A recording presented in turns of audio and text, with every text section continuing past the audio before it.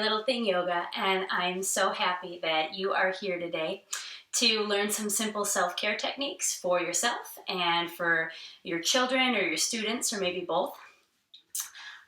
Today, I'm going to teach you a bunch of different techniques, and I know time is precious to all of us. So if you only have 5 or 10 minutes, go ahead and still jump in. I am grateful that you were able to take the time today to learn some more about self-care, find the time for yourself. So take the 5 minutes or the 10 minutes, and then if someone's tugging on your shirt because you need to go prepare a snack or help with homework, pause. And if you don't get back to it even till next week and you just want to do the next 10 minutes, that's great. A little goes a really long way, and I am setting this video up to mainly gear it towards parents and teachers. You can do it with a child or a student, but I'm going to teach you self-care for yourself as well as self-care for how to teach it to the children.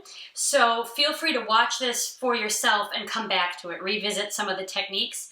If you like it and if you're seeing some improvements within your children's mental well-being, I have a whole bunch of things on my YouTube account. You can also go to the Emerson, New Jersey Public Library's Facebook account and go into the videos tab, and there are classes for kids and tweens and teens and a whole bunch of backlog videos for them to watch.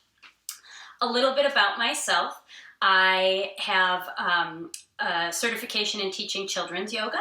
That's TOTS all the way up to 18. I'm certified as an adult chair yoga instructor, and I really believe that yoga can benefit everyone. Doesn't matter your capabilities, your abilities. It can be modified for anyone, and it can benefit everybody.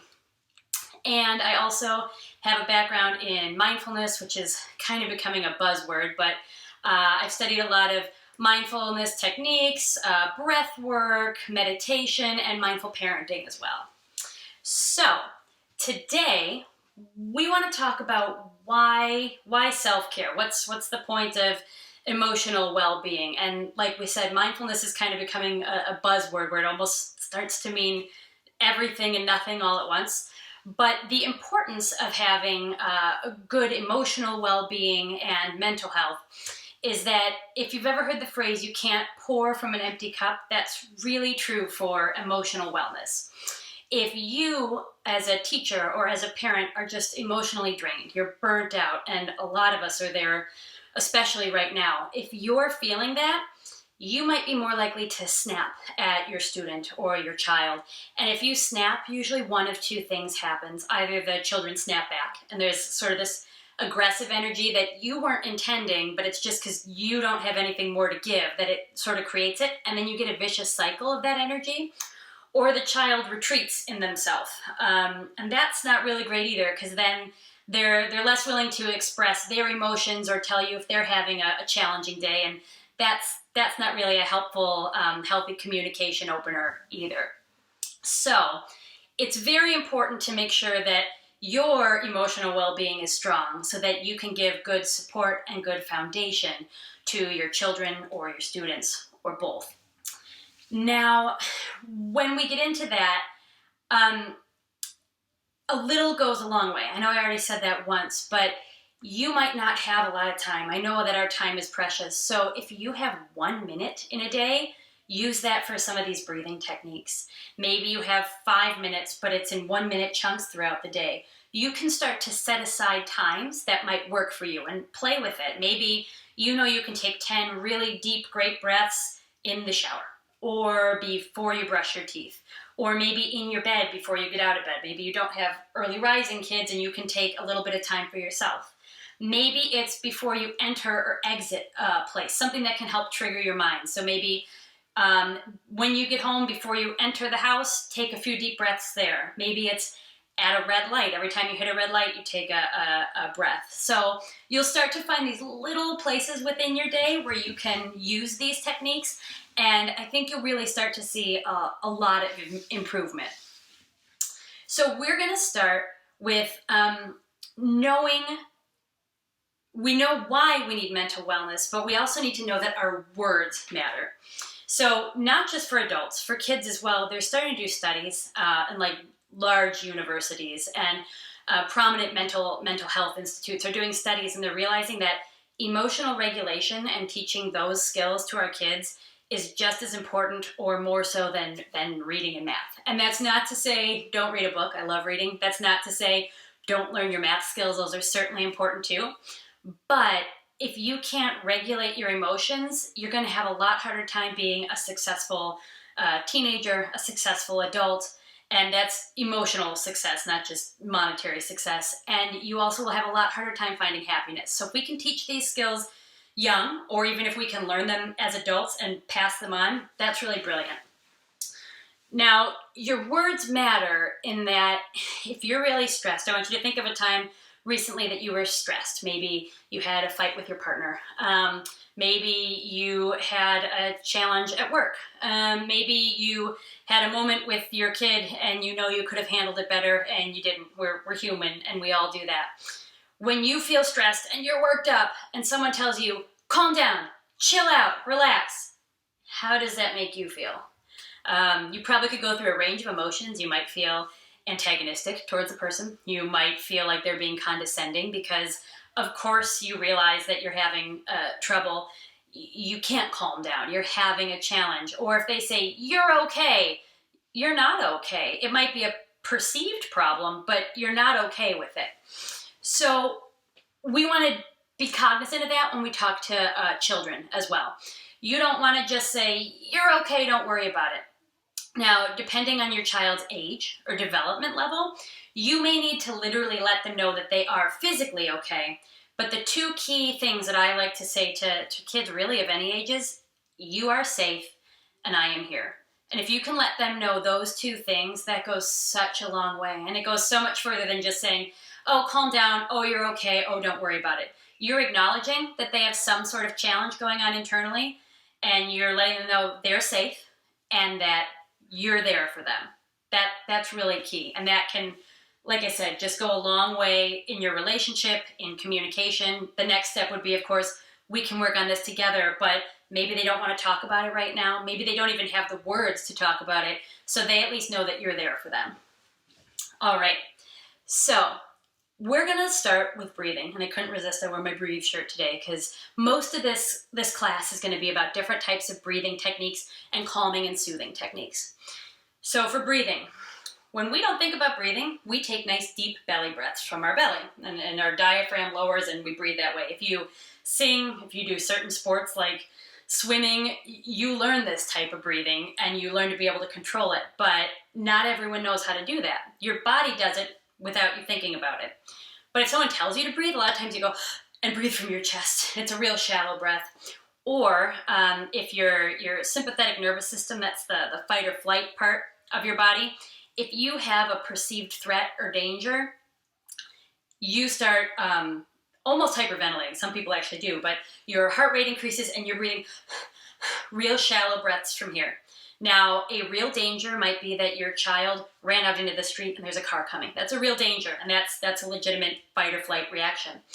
A perceived one, not everyone can always come up with one, but a great example is stage fright. I know not everyone suffers from it, but if you've ever had to speak in front of an audience, or even if you've had like a test that you were nervous about, you might start feeling that shallow breathing, that heart racing, and nothing is an actual lethal danger there, but biologically your body responds in the same way. It gets those stressors and they manifest as quick breathing, and a great way to calm it down is just to take a deep belly breath. So I want you to take one hand and place it on your chest, one hand and place it on your belly. I'll scooch back a little so you can see. And all you do is breathe in and think, I'm breathing down. It's a little counterintuitive, but let the breath go all the way down. And you'll see that the hand on your belly, let me see if I can, actually moves out. So that, then you know that you're sending the breath all the way down. And if we can just do a couple of those, you'll see how they feel. So breathe in and breathe out. Breathe in and breathe out. And if you're comfortable enough, go ahead and close your eyes on the last one, or just make your gaze kind of soft. Don't focus on anything in general. Breathe in and breathe out.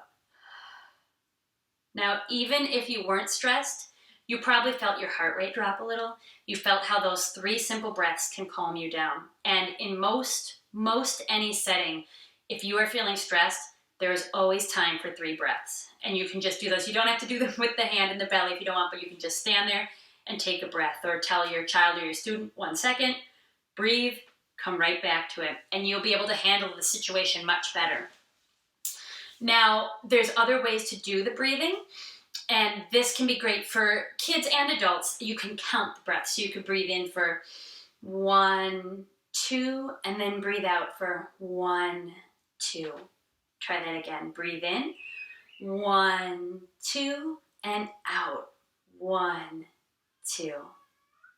So that is, it's very similar to just the general in and out belly breaths. But the counting can help your brain focus on one more thing. So if you're feeling like an increased level of stress, counting really lets your brain not be that monkey mind that's worrying about all the other stressors, and it'll help you focus on 1, 2, 1, 2. Very simple, in and out. You can do it as deep of a breath as you want. You could count to 3 in and out, 4 in and out, whatever. You'll start to learn what works best for your body, especially when you're stressed. You can also do retention breathing, and what that is we hold the breath.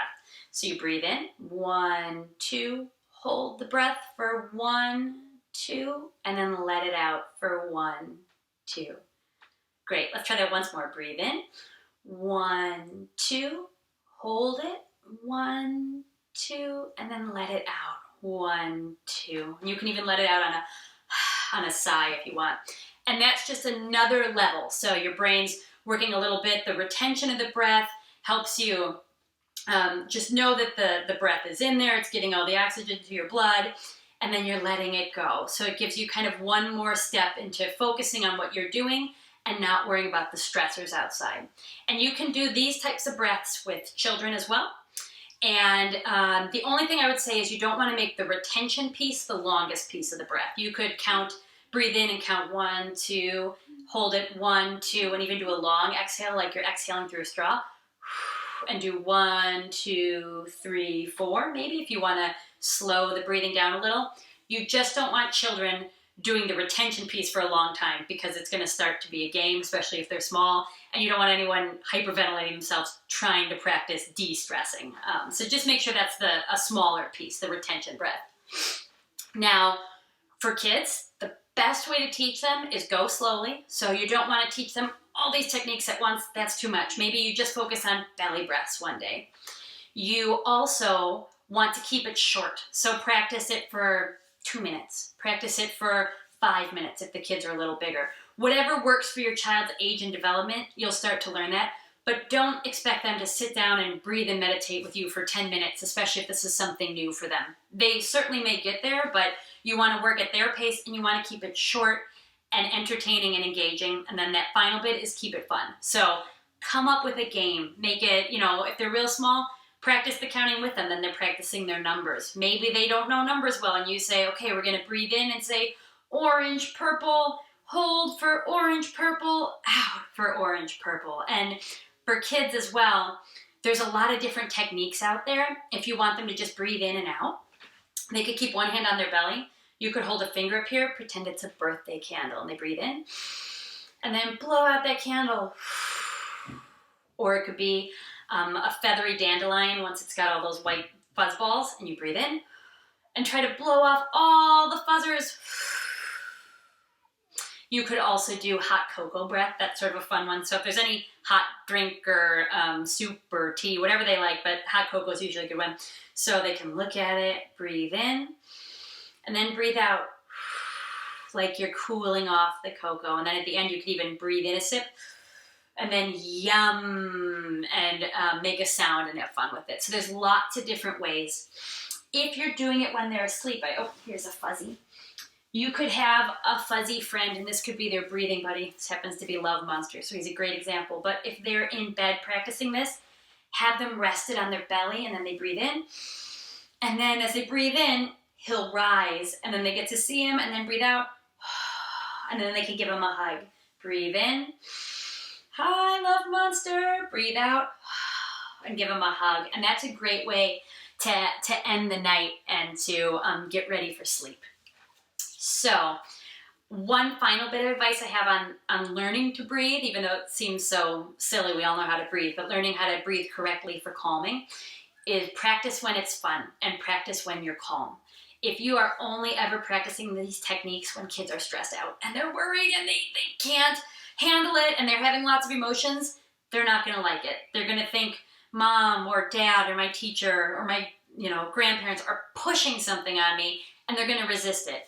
If you play doing this when it's bedtime, when it's fun, and you say, hey, let's see if we can breathe in and out for a count of 4. Let's see how we can do it. Have fun with it. They're going to build a toolkit. They're going to remember that. So then when they are stressed, you can re-engage that toolkit and say, hey, it's all right. I know that you're feeling something. I'm here. You're safe. Let's try breathing together. And they're going to be much more receptive to breathing together at that time than if you wait till they're so stressed out and can't process their emotions and you go, hey, we're going to try and breathe. That usually doesn't go over so well. Now, I'm going to show some breaths that have gentle movement as well. There's a plethora of different kinds of breaths you can do. You can make up your own as well if you know something that your kids might like. But I'm going to show a couple. These work great for young kids, elementary school kids, but they can, some of them that I have for movements will work all the way into high school and even for adults. So the first one we're going to do is balloon breath, and the little kids tend to really like this. So we raise our arms, breathe in, and then you can end it in one of two ways. You can go pop and let all the air out, or you can go, and then you do horsey lips, because that's kind of how a balloon sounds when you let all the air out. So whichever one you think your kids have more fun with, and they might want a different one on a different day, they might tell you, learn them both and try them, but those can both be fun. And you can also try to breathe in and take a really big breath. So you can go, fill it up more, fill it up more, and then let it all out. And let's try that one more time with the horsey lips. Fill it up more, fill it up more, fill it up more. Great job. So that one's pretty fun. Now another one we call this 5-finger breathing, and I use that for adults and usually higher upper grade children. You can call it roller coaster breath with littler kids, but you just take your hand and we're gonna breathe in. And then as you come around the crest of your thumb, you breathe out. As you go in the valley of that finger, then you breathe in and breathe out. Breathe in, breathe out, breathe in, breathe out, breathe in, and breathe out. Now that one's great. It gets you 5 solid breaths. The movement that you're using with your finger helps the kids track, and just like the counting, it helps them focus on something other than whatever is stressing them out, whatever thoughts are racing through their head. I like to tell my older students that it's great because it's something that you could do discreetly. Like if I put it down here, you don't even really see me doing it, and I could be having my hand under my desk. So if the children are worried about coming up with a way to calm down that doesn't make them look different, you can do this one under your desk very discreetly. Count the breathe in, or say the breathe in, breathe out in your head. No one's going to be any the wiser of what they're doing unless they're a child that also uses the technique, but then hopefully they're supportive, right? But they won't know anything, and that'll help your child calm. So that could be great before a big test, or if they have a presentation or a speech coming up and they're just a little stressed out. Do that, can take your mind off things. And sometimes even kids will start doing that with just the finger motion and just doing the breathing kind of naturally without counting it or saying it. And it's a great calming technique. If you want to take more breaths, switch hands. And the other cool thing is we are crossing midline. And so the midline is this plumb line that runs from your head down to your tailbone. When you cross it, you are getting your right and left brains to work better together, of the different sides of your brain to work better together. So that's just kind of an added bonus developmental benefit. Now, another one that we can do is affirmations. And affirmations are just saying things that you want to be, or saying things that you want to embody, or that are, right?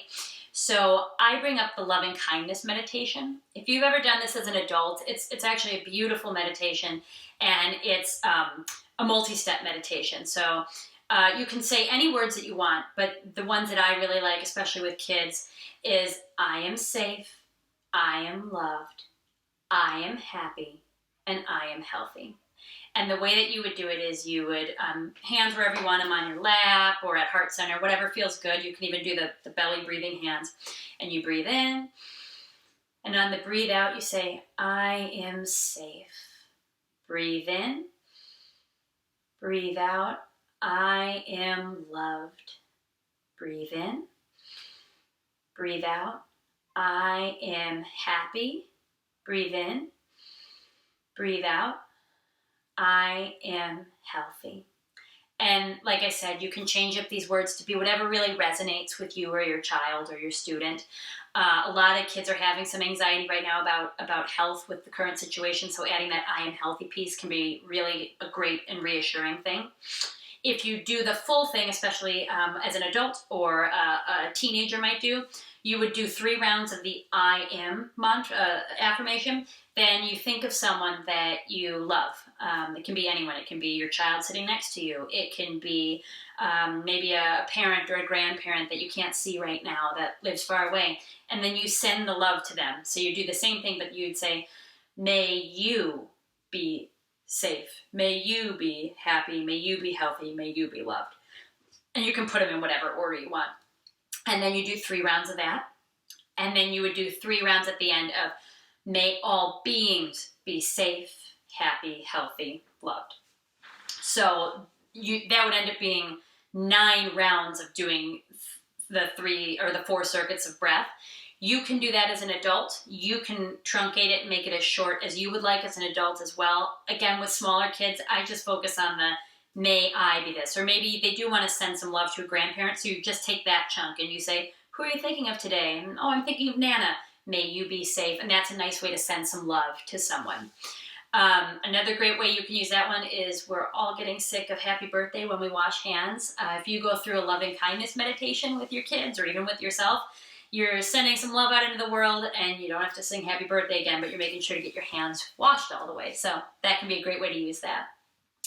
Now, another one is intentions. And this one I really love. This is Peace Begins With Me. I'm going to scooch forward a little so you can see what I'm doing with my hands. But I take my hands and I breathe in. And as I breathe out, I go, peace begins with me. Let's try that again. Breathe in. Breathe out.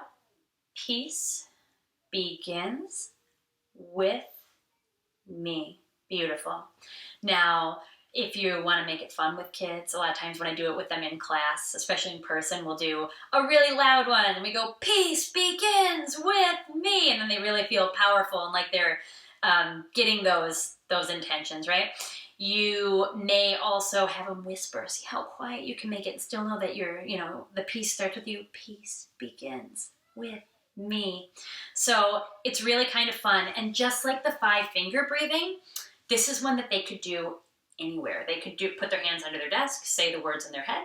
No one knows that they're doing it. You could do it if you're waiting in line as an adult, if you're waiting in line at the DMV or at Starbucks and you're just frustrated because the line's not moving fast enough. You could do something like this, and it's that little movement. And I mean, you can put them down, hands down by your side. People won't even really realize you're doing it. And that little movement helps, again, just like the counting, focus the brain and focus away from whatever the stressors are. And the words, peace begins with me, really does help you start to say, hey, I can handle this weight. I can handle this situation. It's not the end of the world. And I'm going to be the one that starts the peace. Kids also really like using this before bed. I know my own children have been having some sleep struggles lately, so this is a great one if you wake up in the middle of the night. You can practice it together, or they might just practice it themselves in bed and help themselves fall back asleep. My daughter and I have been doing some nighttime meditations and just to ease ourselves into sleep, so you could use that for your nighttime meditation. Another thing that I wanted to bring up, you can Google it. There's something called the 61-point meditation, and I do not expect parents to be doing this with their kids every night. But what it does is you go through all different parts of the body and just ask it to relax. And it's that, again, that thinking about it and relaxing that portion of your body. And it's a great one right before sleep. But you can make it very simple for children. In case you didn't know, a lot of people hold stress in their jaws. Most adults know that.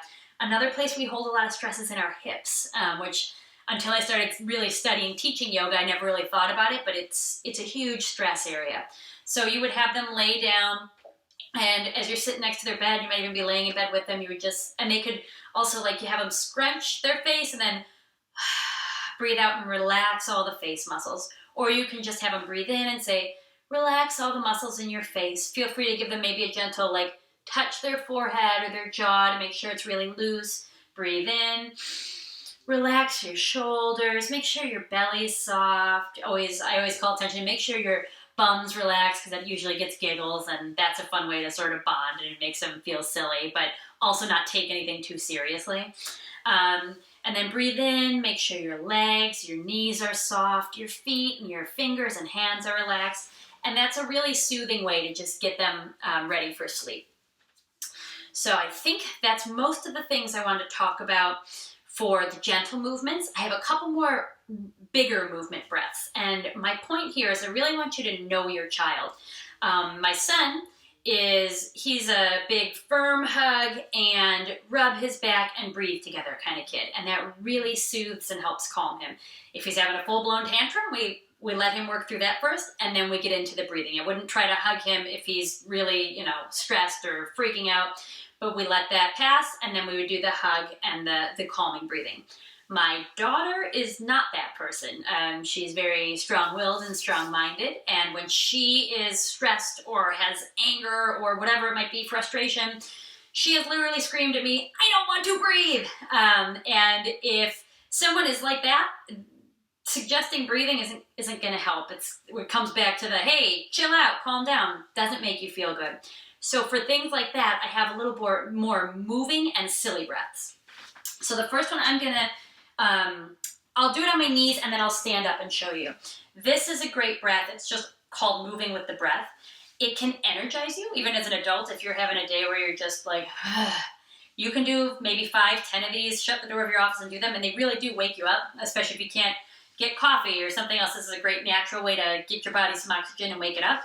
But I really, really love using it, especially with children when they are frustrated, because it can get out all that angry energy and that frustration energy. And some kids just need to move. They might need to run or do some jumping jacks. And this is a way to kind of, same idea, but you focus it a little more. So you'd go like this, you breathe, and then you go and just let it all out. You can sigh it out, or I really like blowing it out, because that helps just get out anything you might be feeling. So you go up and then now if you're able, it's great if you have this available to you to stand up and bend all the way over. And we'll try that once more. Breathe in and bend, let it all out. And 5 or 10 of these breaths is really all you need. You could do more. Don't get to the point that you start to feel dizzy, but just a few really good breaths is helpful. If you're not able to stand, if that's not available to you, you can always, I'll kind of do it if you were sitting in a chair, pretend I'm sitting in a chair, I breathe in, and then, and any amount bend over my knees while I'm sitting in that chair and bring your head down. You'll get a very similar benefit without having any stress on the knees, feet, or legs. So that would be another way to accomplish that. I really like grumpy breathing, and it's a little better for the small kids, but it's a fun one to learn. So we always tell the kids, scrunch up your face and make fists and make the angriest face you can make, and then breathe in, and then breathe out. Oh my goodness, you just breathed out all your grumpy bubbles. Can you poke them? Can you pop those grumpies away before they get away from you? Great work. Let's try it again. Okay, scrunch up your face, breathe in, breathe out, open your eyes. Oh, get all the grumpy bubbles. And usually by the 3rd time that you do that, you're laughing and they're laughing. And again, this is a brilliant one to practice when they're having a good day, when they're having fun. So you make it into a game. It'll go into their mental, emotional toolkit. And then when they are angry, you might be able to get them to pop some of those grumpy bubbles. It might take 5 rounds instead of the 2 or 3 to get the giggles when they're happy. But it's a great one to keep in the background in your mental toolkit to be able to help them work through those emotions when they're angry. They don't want to talk about it, but maybe they can pop away their own grumpies and get to a place where they're a little more calm. We also have lion's breath, and this is probably the silliest breath, but it's a breath from yoga. Sit on your knees or comfortable seat. You breathe in, And when you breathe out, you extend your tongue out and your eyes go towards the sky. So it's going to look like this. You go, and you let all your breath out. Do that again. Breathe in. And that's what lion's breath looks like. It is super silly, but it's a great one to just kind of refocus that negative energy. And again, it's a little more movement. It's a little more powerful. Some kids like to go and then bring up their paws and go and really kind of roar it out. And another great way to work through frustration or anger that's kind of constructive, doesn't harm or hurt anyone. You're not throwing anything, but you're also having fun and really doing something, not just sitting and moping or stewing or getting more frustrated and angry. The last one I wanted to bring up is the power of music. I have a background in music and I strongly, strongly believe in it. Depending on the age of your kid, maybe it's throw on some fun, loud, crazy tunes and go have a dance party in your kitchen. And try to do it a little mindfully, but try to just get some of that energy out. If it's a smaller kid, what I really recommend, or depending on their development as well, is doing a song that has motion. There are tons of songs out there, that have motions to them. But with really small kids, my example would be Itsy Bitsy Spider. So you would sit and you'd do, the itsy bitsy spider went up the water spout. And while you're doing this with all your hand motions, it's taking their mind off of what's bothering them. It's redirecting that energy. It's letting them breathe, because you have to breathe well to be able to sing well. And it's kind of helping them regulate. And feel free to add in verses. I always add in, it's again for that crossing midline and making the halves of your brain work together. But I've done the swervy, twirvy spider went up the water spout. And kids really like the creepy, crawly spider went up the water spout. And you can even add a tickle in, depending how they're feeling at that time. So that's really it. I just wanted to kind of give you a whole bunch of different breathing techniques, hopefully things that work for you as an adult and as a parent, and also things that can work for your kids regardless of age or development level. I really want to stress that you need to know your child. You need to know what works. So I told you about the differences between my son and my daughter. This is a practice. We call it yoga practice. It's going to be a lot of trial and error, and that's okay. I want to give you permission to, if something really does not work, you try and your kid does not respond well to it, throw that away. That is not the technique for you. Or perhaps believe in the power of yet and go, whew, that went really downhill, but maybe it's just not working yet. Maybe it'll work in a month. Maybe it'll work in a year. Maybe it'll work when other things start clicking, like just the simple belly breath. So believe in the power of yet, but also complete permission to throw away what's not serving you and working for you. As you start to find out what works, make sure you lean in. You are going to be silly. The sillier you are, the more your children will respond. You want to find what works best to soothe them and support them. And then once you do that, the key things are you want to breathe, you want to show up, you want to be able to laugh together, especially if you make mistakes, and you want to be able to learn to calm together. So if you can do those things, and it's a process, we're all learning, we're all working to better our emotional regulation, our mental and emotional well-being. If you can really do those things, just mainly being present and being willing to laugh together and being willing to learn how to do this together, you will have so much more success and hopefully so much more calmness and just a general better awareness of each other, and hopefully a happier well-being in your life or your school setting, wherever you might be. Thank you so much. Have a great day.